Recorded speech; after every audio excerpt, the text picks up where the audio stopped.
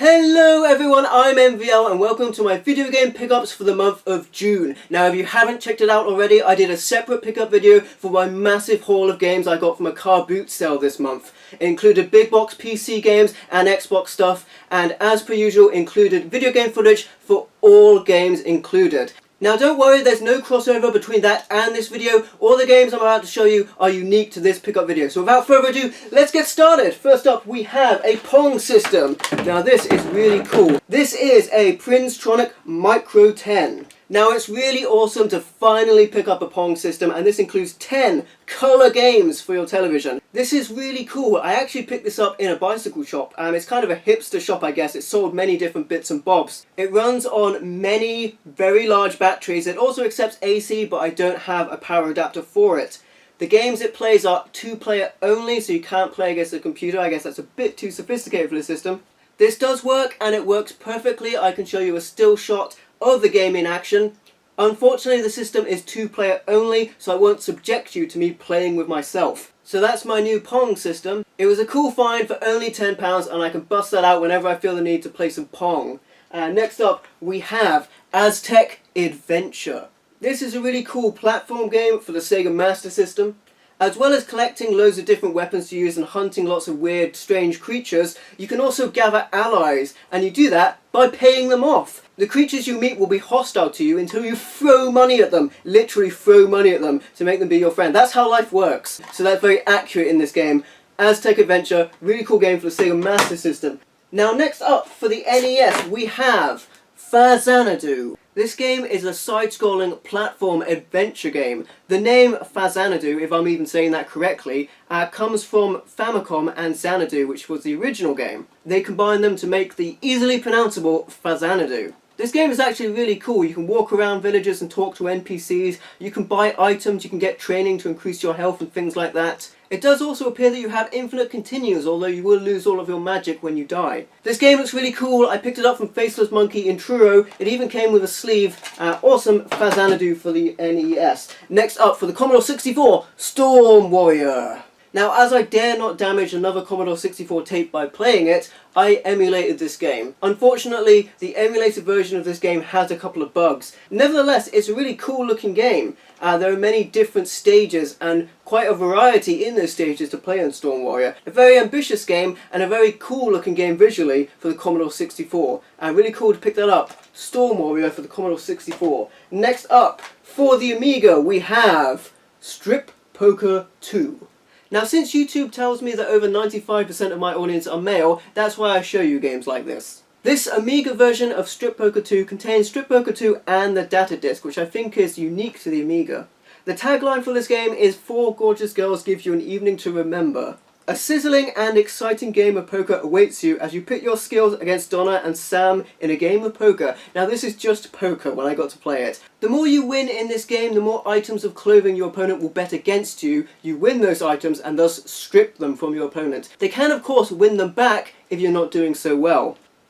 Now the graphics probably don't stand up to your expectations, but this is actually quite a good poker simulator. Funnily enough, one of the best computerized versions of Strip Poker I've played is in Dead Rising 2 for the Xbox 360. So there you go, Top Shots Strip Poker 2 for the Amiga. Next up we have, for the Sega Saturn, the Virtua Gun. Now this is really awesome to find this in the box. Pretty much complete, and I say pretty much complete because you will notice on the front of it says it includes Virtua Cop, the first game, whereas as a matter of fact this included Virtua Cop 2, which is not really a big deal as they're both awesome games, but I was hoping to have the first game for this set. Now I have to imagine whoever sold this to the shop that I bought this from just looked at the title and didn't look any further than that, and admittedly the shop that I bought this from also didn't check it. I bought this as soon as it came in, I saw it, I just thought I've got to have that, and I could. It's no secret that I really love light gun shooter games. I still have a massive CRT TV that gets in the way all the time, but it's just there to play light gun games. You do need a CRT TV to play light gun games, unfortunately. It's super awesome to have Virtua Cop 2, and it's even better to have the gun to play it with. So that's Virtua Cop 2 and the Virtual Light Gun for the Sega Saturn. Next up, also for the Sega Saturn, we have Robotica, Cyber Nation Revolt. Now this is a mech first-person game. The visual style reminds me a lot of Doom, and I imagine it may be based on the Doom engine as that game was ported to the Sega Saturn. Enter a world where virus-stricken robots plan to take over the world. Armed with high-tech silicon weaponry, this texture map 32-bit blaster will take you on a gripping adventure through some of the most amazing visual environments ever. Plus, a unique play engine means you get a different game every time. I'm glad to pick up more games for this system, Robotica on the Sega Saturn. Moving on, for the Nintendo GameCube we have WrestleMania X8, the showcase of the Immortals. This game is a previous installment on what would become the Day of Reckoning game series on the Nintendo GameCube. I do believe the GameCube games for WWE were actually much better than the PlayStation and Xbox variants, SmackDown and Raw respectively. Whereas the SmackDown games tended to slow down the more advanced they get, the WrestleMania and Day of Reckoning games stayed true to exciting gameplay. You don't get tied up with awkward grapple systems, you just get to fight. And this game included a lot of stuff that wrestling games don't have right now, like intergender matches. I also understand that this game has a really awesome story mode attached to it as well. So that's WrestleMania X8 for the Nintendo GameCube. Next up we have some Xbox games. First up we have Alter Echo. It's an altered world. Learn to adapt. No. The official Xbox magazine calls this game, and I quote, awesome. I respectfully disagree. Like a lot of random platform games of this era, this is kind of clunky and it's kind of awkward to play. That's not to say I won't give this game more time down the line, it's just I don't have that time right now. This game certainly has a very interesting visual style, but I've never really been a fan of the original Xbox controllers, so I find the combat in this game quite clunky. So that's Alter Echo for the original Xbox. Next up we have Freedom Fighters, from the makers of Hitman 2. They took your freedom, it's time to take it back. This is a really cool 3D shooter game. It also has platforming elements to it. You are a member of the Resistance, you're based in the sewers, but you can come up to the surface to do different missions in different locations, like a hospital or police station. It's a really cool looking game. In Manhattan's darkest hour, citizens cry out for a hero to free their war-torn city from invading forces. Rise for the ranks of the Resistance and recruit an army of freedom fighters to take the war to the streets. Intense third-person action in the streets and alleys of New York. So from a game from the makers of Hitman 2 to Hitman 2. There's a Megadeth-esque quote on the back here, "Death is his business and business is good." I do like that. I don't normally get on well with stealth games, but this one was pretty cool because you have the option to just go in there guns a-blazing if you choose. You don't have to do that. The Hitman games revolve around stealth primarily. You can take people out secretly and quietly. You can change your uniform to infiltrate. I've always been partial to just going in there and shooting the hell out of everything, and I can do that in Hitman 2. Next up we have Mercenaries, Playground of Destruction. This is a 3D shooter game with a huge environment for you to run around and shoot things. As a mercenary, you're free to go wherever you like and do whatever you want on this world stage. You are a lethal mercenary. Your mission is to topple a sinister military regime by any means necessary. If it drives or flies, you can hijack it. If it shoots or explodes, you can use it as a weapon. You are free to go anywhere, destroy anything, and blow the crap out of everything. That's actually what it says on the back. In this Playground of Destruction, there are no limits, no barriers, and no mercy. Mercenaries for the original Xbox. And finally, for the original Xbox, we have Spawn Armageddon. This game is actually really fun and really cool. I did enjoy this. The game reminds me a lot of Devil May Cry in the way it plays, as you're blocked off from certain areas until you kill a number of enemies to proceed. The soundtrack includes the classic Use Your Fist, Not Your Mouth by Marilyn Manson, a lyricist of the highest order. This game includes more than 25 enemies, including those of angelic and demonic origin, a storyline inspired by the comics that spawned it, and an arsenal of weapons and beautifully crafted cinematic scenes. The countdown to Armageddon has begun. Spawn on the original Xbox. Moving on to the PlayStation 2. First up we have Eternal Ring. Now this game looked really awesome. Unfortunately it's not really awesome. It's kind of a clunky and hard to play first person game. You play Cain, a young magician, sent by the king to investigate strange happenings on the Island of No Return. You know, if I was going to a place called the Island of No Return, I wouldn't go because I probably wouldn't return. The game unfortunately doesn't make use of the PlayStation controller analog sticks, so the control is very bad on this game. And the graphics of this game didn't really appeal to me. I don't think they really lived up to what the PlayStation 2 was capable of. Eternal Ring for the PlayStation 2. Next up we have Fighting Angels. Now this is a simple 2000 game. Doesn't necessarily mean it's expensive, but it does mean it's rather rare and sought after. It's a bikini-clad 101 fighting game. And in case you didn't feel like going through the motions of actually playing the game, there is a view mode included, so you can just look at the models. Now the gameplay for this game is actually pretty good, considering the simple 2000 games were budget titles in Japan. What's more impressive is as you progress through the one-on-one bikini boxing matches, you get to use weapons in later stages, which include chairs and machine guns! Yes, that's right, you can attack each other with machine guns with no obvious lasting damage to your opponent. After all, the game says it's a no-rules fight. 5 game modes included: Tournament, One-on-One, Survival, Practice and View. Many different weapons: iron chair, spiky mace, katana, light machine guns are at your disposal. Unlock secret upgrades as well. So there you have it, Fighting Angels on the PlayStation 2, and man, when I took this to the counter, the girl behind there gave me a very strange look, rightfully so. Next up we have Gift for the PlayStation 2. Now this game looks pretty cool, and I can see what they were trying to achieve by making this game. They wanted to make a game like Conker's Bad Fur Day. Unfortunately, this game doesn't quite live up to that expectation. Although the main character is wisecracking and quite appealing, I don't really feel like the gameplay is up there where it should be. The controls are kind of awkward and they're not quite as responsive as I want them to be. It's just a bit of a chore to play this game.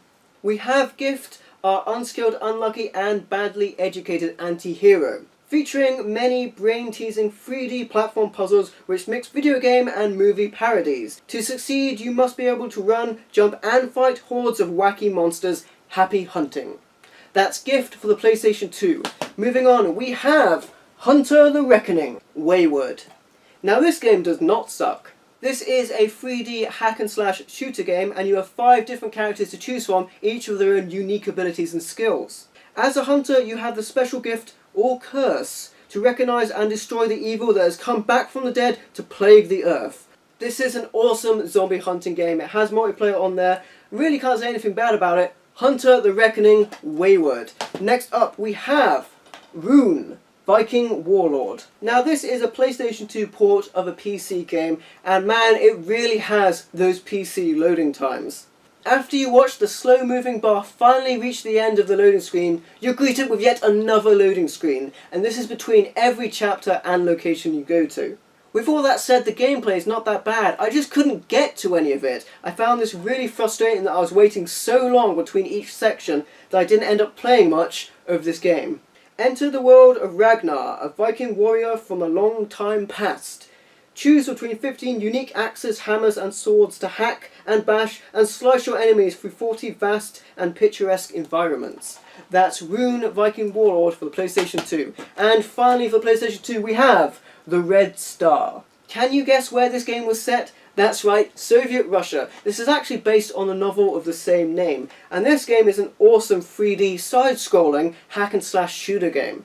Now this game is awesome. My only criticism is that there's no difficulty settings, so you have to get really good to beat the bosses, who are really hard on this game. This game features 3 characters with unique skills and weapons and fighting styles, 2-player cooperative modes, and the ability to unlock hidden items throughout the game. Set in a Russian-inspired parallel universe, The Red Star thrusts you into a gritty, futuristic world of chaotic warfare, industrial technology, and arcane magic. The Red Star combines hard-hitting melee combat with intense old-school shooter gameplay to create an incredible, fast-paced action experience like no other. The Red Star for the PlayStation 2. Now, moving on to the PlayStation 3, I picked up Uncharted 3 Game of the Year Edition. Now, if you've watched my previous pickup videos, you'll know I've already picked up Uncharted 3. I really wanted to pick up the Game of the Year edition though, because it includes much of the downloadable content on the disc. I was able to find this game at a very good price, so I couldn't resist picking it up. The Game of the Year edition includes the following extras: 12 multiplayer maps, 1 new co-op mission, 1 new co-op game mode, and 25 multiplayer skins of your favourite Uncharted characters. That's Uncharted 3 Game of the Year edition for the PlayStation 3. Next up we have Valkyria Chronicles. This game is really cool. It's a 3D turn-based strategy game. However, when you choose your characters, you fight in third-person real-time battles. You start with a top-down map view. When you select your characters and use your action points on them, you then move into the third-person perspective, where you can control your characters, where they're shooting, and all of that fun. You can also use multiple action points on the same character to pick up right where you left off, gun down a couple more enemies, or move to a better location or into cover. There's an epic story in this game and over 50 characters to customise for your platoon. Valkyria Chronicles for the PlayStation 3. Now on to the PlayStation 4. I picked up Deception 4, The Nightmare Princess. In this game, you control your character to set traps for your enemies to run into. You get extra points if you set off multiple traps in a combination at once. This version of the game features new stages and over 180 traps in total. A new quest mode, characters from the previous games, and the complete story mode from Deception for the Blood Ties. I got this game for £5 at Console Connections in Truro. Not necessarily my type of game, but the price was right. Next up we have Grand Theft Auto 5. Although I already had this game on the Xbox 360, I was holding out to get it on a current generation console to have it look as good as it possibly can. This game looks awesome, it's really vast, really immersive, really awesome game. I picked this game up from Tesco's when I saw it, and it had finally dropped to a price that I found agreeable. You have multiple characters in this game, a vast variety of missions, and this is the only way to play the Grand Theft Auto 5 online game currently, as they took it offline from the Xbox 360 and the PlayStation 3. So that's Grand Theft Auto 5 for the PlayStation 4. And next up we have some PC games. First up we have Get Medieval. Now this game is a really awesome Gauntlet clone. The graphics for this game look fantastic, and I really enjoy the slapstick characters being complete stereotypes. You have the barbarian who speaks in a Conan-style Schwarzenegger voice, who is overly dumb and hilarious. You have the overly sexualized elf character. It's just really funny and really fun to play. This is definitely my kind of game, and it also features up to 4-player cooperative, and you can even plug in multiple keyboards to the same computer to play on the same screen. An awesome game for the PC, Get Medieval. Next up we have Shock Troopers Second Squad. This is a top-down arcade shooter game by SNK, originally for the Neo Geo. This game was not released for the PC, but I was able to find its completely unofficial Korean version on CD. I got this so I could have a physical version of the game I could play anytime I want. It boots up straight to the game itself without installing. The only issue I have with this is there's no gamepad or joystick support that I can find. And you would be able to get gamepad support if you emulated this game. This version of the game supports up to 2 players, there's up to 4 characters to choose from. This game is really fun, it's really awesome, really glad to pick this up. Shock Troopers Second Squad for the PC. Next up we have Bad Day LA. This game, presented by American McGee, is about Anthony, who's having a very bad day. This is a 3D platform shooter set in the city of Los Angeles as it comes under attack from zombies, terrorists, earthquakes, riots, meteor showers, and other disasters. You'll have to use all of your street smarts to stay alive. Now this game has a really cool art style, it's super violent, it's really funny, the comedy is quite dark, it's quite black humour in this game. Your character has a reputation which goes up or down depending on if you do good or bad things in the game. If you're a bad egg, you may be attacked by just about every NPC and character you meet. Good acts include saving civilians, healing people, and turning zombies back to humans with a fire extinguisher. An example of a bad act would be killing an innocent civilian, although killing a zombie is a good act, so you don't have to save them.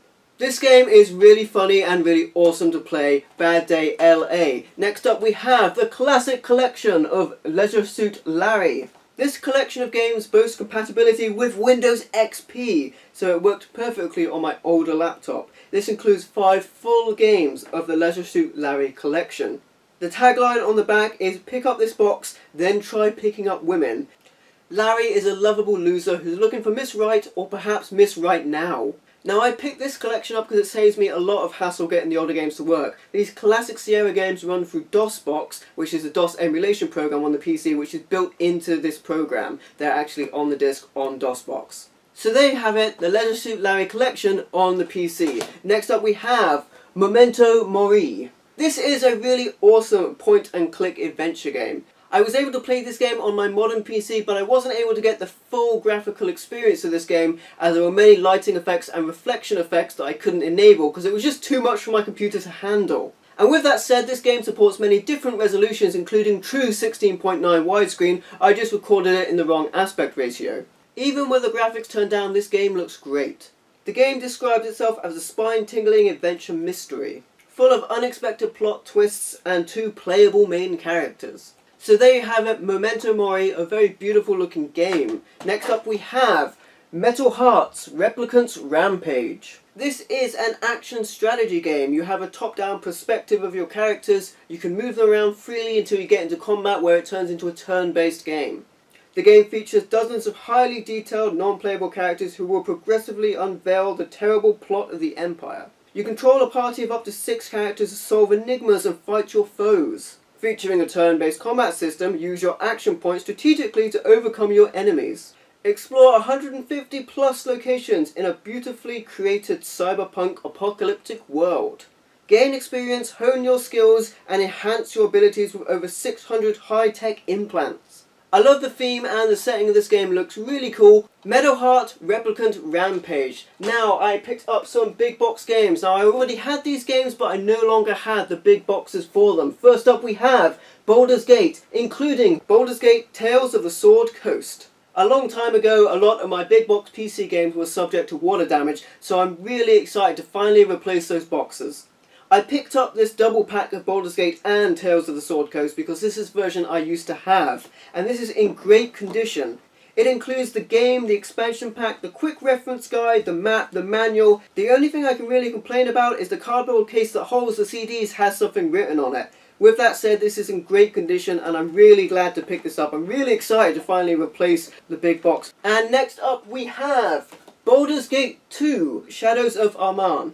I did not expect to find this game at such a good price and in such good condition in the big box. In fact, I picked up a dual case replacement for this with my car boot pickups. It's in great condition. It includes the quick reference card, the map, the manual. It even includes a demo of Icewind Dale and a special AOL offer disc, AOL completely free internet trial. That's amazing. That really dates this game. The only thing I may do for this is replace the plastic sleeve for the Icewind Dale demo, as plastic sleeves have been known to corrode and stick to the discs.